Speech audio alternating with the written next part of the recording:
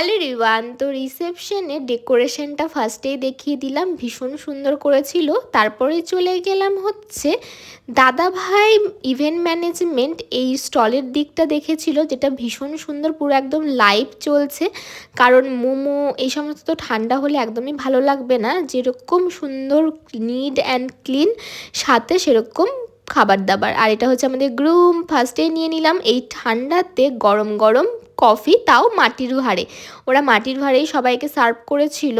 ভীষণ সুন্দর পরিষেবা, আর আমাদের মানে সামনে গিয়েও দিচ্ছিল। তো যেহেতু অনেকটা ভিড় হয়ে গেছিলো, তো সেই জন্য নিয়েই নিতে হচ্ছিলো। তো এখানে আমার মাকেও ভীষণ প্রিটি লাগছিল দেখতে।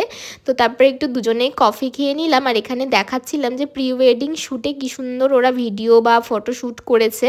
তো ফার্স্টেই আমি ঘুরে ঘুরে দেখাচ্ছিলাম যে প্যান্ডেলের ডেকোরেশনটা কেমন হয়েছে। আর তারপরে তো আমাদের গণেশ ঠাকুরকে একটু প্রণাম করে নিলাম। আর এটা এখানে হচ্ছে ভিতরের ডেকোরেশন, তখনও বৌদি আসেনি কারণ তখন সাজা হয়নি। তো তারপরে গিয়ে খেলাম হচ্ছে রাবড়ি জিলাপি, যেটা তো ভীষণ সুন্দর লাগছিল। আর এখানে তো ভাজা হচ্ছিল ইনস্ট্যান্ট। আর আমার মাসিকে তো আমি বলছিলাম, আসো মাসি তোমার সাথে একটু ভিডিও করি। তারপর পরপর একটু মোমো, তারপর পনির সাথে ছিল, সব কিছুই অল্প অল্প করে খেয়ে নিলাম। কিন্তু খুব ভিড় ছিল জন্য আমাকে দাদাই এনে দিয়েছিল।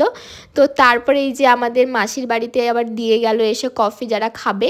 তো তারপর এখানে মা বলছে, মার বাবাকে কয়েকটা ছবি তুলে দিলাম। তারপর চলে গেলাম হচ্ছে খেতে। তো খেতে গিয়েই ফার্স্টে খেলাম হচ্ছে পনির আর হচ্ছে নান, কিন্তু বেশি খাইনি কারণ অনেক দিন ধরে খাওয়ারটা চলছিল। তো এখানেই শেষ করছি। ভালো থাকবেন, সুস্থ থাকবেন, টাটা।